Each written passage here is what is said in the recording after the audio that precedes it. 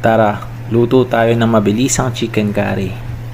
Ewan ko ba, ba't napakasarap nitong ulam na to. Sobrang underrated na Filipino food.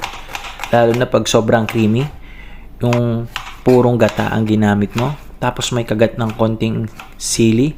Nako, ewan ko lang pare kung hindi ka mapapa-extra rice. 'Di ba? Sobrang basic lang naman to lutuin, chong. Kayang-kaya mo to.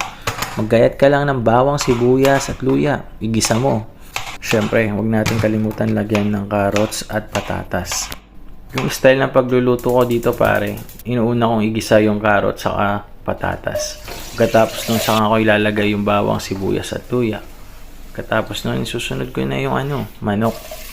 Syempre, gisa mo lang ng konti, sangkutsa mo. Pag medyo brown na, lagyan mo na ng tapis at paminta. Pagkatapos nun, lagyan mo ng konting tubig, pasig. 'Di ba? Hayaan mo kumulo at lumambot. Pag medyo okay na para ilagay mo na yung chicken curry powder.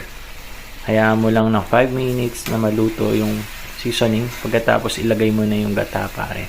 Pag malapit na maluto, saka mo ilagay yung carrots saka patatas. Tapos partneran mo ng isang malamig na coke. Ay nako, nag-uumapaw sa sarap. Ewan ko lang kung hindi ka pa mabusog. Tara, kain tayo.